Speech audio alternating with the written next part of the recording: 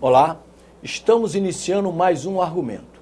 Eu vou entrevistar o senador Eduardo Braga, do PMDB do Amazonas, que também é líder do governo aqui no Senado. E o tema da nossa conversa vai ser a cheia que prejudica sensivelmente a população do Amazonas nesse momento. Senador, como é que está a situação lá dessa nova cheia que pegou de surpresa lá a turma? Crítica. E na realidade não foi tão surpresa assim, porque, como todos sabem, a cheia na Amazônia, ela acontece por estado. E quando você tem uma grande cheia no Acre, a probabilidade de você ter uma grande enchente no Amazonas é muito grande. Só que desta feita, a enchente no Amazonas ela será maior ainda, porque além da cheia que aconteceu nos tributários ao sul do rio Amazonas, que é o caso do rio Madeira, que é o caso dos rios que compõem essa parte de Porto Velho, Acre, com o Amazonas, etc., nós estamos tendo uma antecipação violenta de chuva no Rio Negro e nos altos rios do Rio Negro. Portanto, o que está havendo é uma combinação de uma cheia nos rios baixos com uma cheia nos altos rios. Ou seja, o Rio Negro chegando com um volume de água muito grande à cidade de Manaus e, ao encontrar o Rio Solimões cheio, ele represa e sobe. Não é? Então, nós estamos diante de ter uma probabilidade de uma enchente recorde na cidade de Manaus, a maior dos 112 anos que nós monitoramos as cheias na Amazônia. E com uma possibilidade... que pode ser feito para amenizar o impacto dessa calamidade, especialmente nas populações mais carentes? Primeiro, fazer com que essas pessoas mais carentes possam receber recursos. Não é?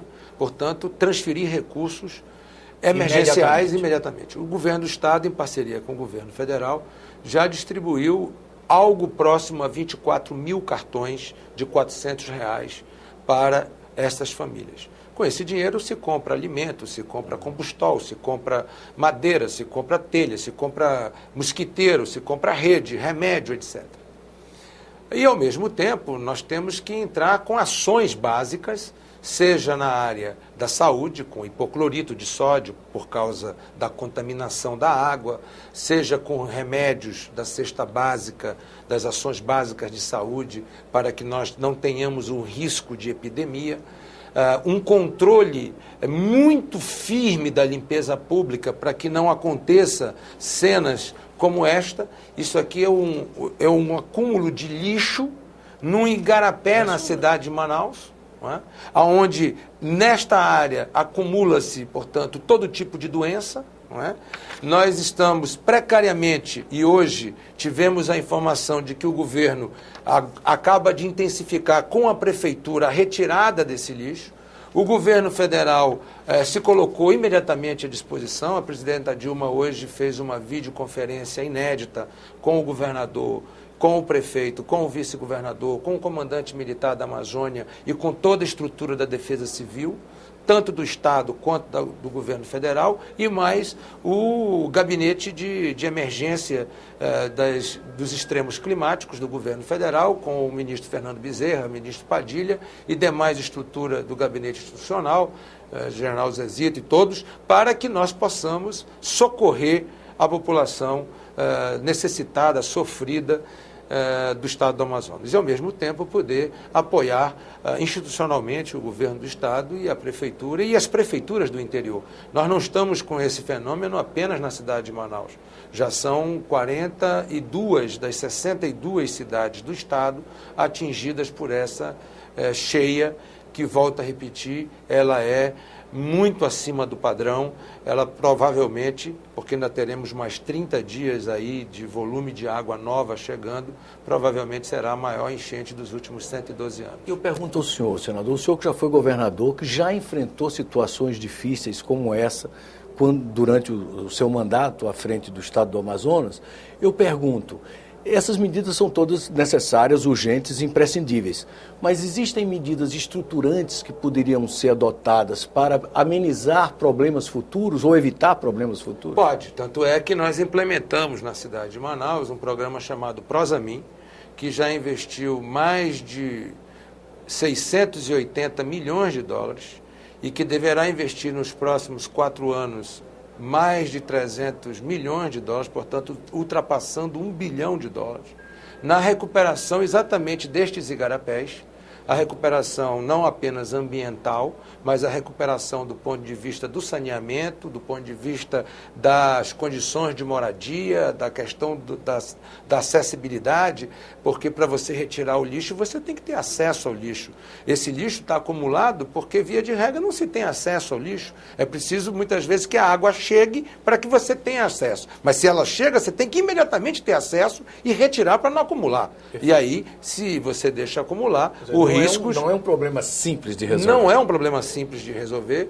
Agora, no interior, além desses que eu estou falando, ainda tem o problema das encostas, porque nós estamos falando da bacia amazônica, que é uma bacia sedimentar nova, jovem, não é, do ponto de vista hidrológico, e que, portanto, tem desbarrancamento com frequências. Eu posso lhe dizer que, nesse momento, 16 cidades do Amazonas estão com gravíssimos riscos de desbarrancamento na sua frente da cidade. E algumas delas já foi embora à frente da cidade e agora nós estamos tentando segurar para que, com a baixada das águas, com a baixa da água, nós possamos então entrar com uma reestruturação de contenção dessas encostas. Mas é um momento crítico, é um momento difícil, é preciso haver muita ajuda, muita solidariedade, porque o povo amazonense vive nesse momento um sentimento de dor.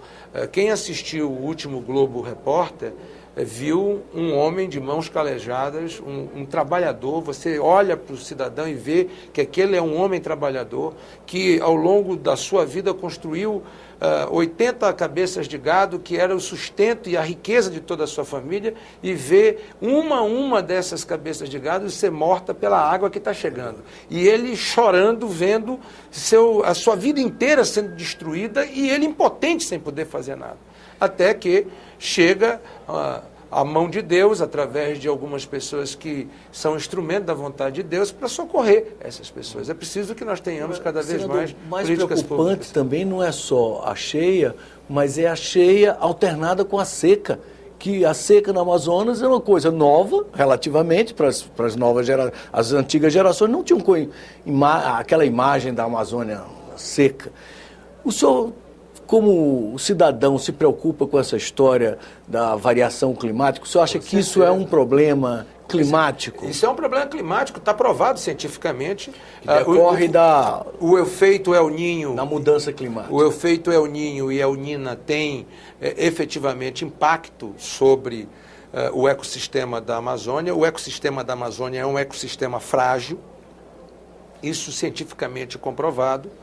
Por quê? Porque nós somos um vaso comunicante, nós não temos altitude em relação ao nível do mar, portanto, nós somos facilmente invadidos pela água, porque nós somos uma rampa suave desde os Andes até o nível do Atlântico. E essa enchente que nós estamos vivendo hoje é a enchente anunciada para o estado do Pará e para o estado do Maranhão. Ou seja, o que está acontecendo hoje no Amazonas acontecerá amanhã no Pará. Se não se tomarem...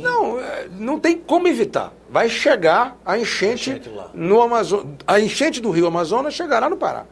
Não tem como evitar. Perfeito. O que terá que ser feito cuidem de correr para aliviar a dor e o sofrimento do povo paraense, porque ela vai chegar.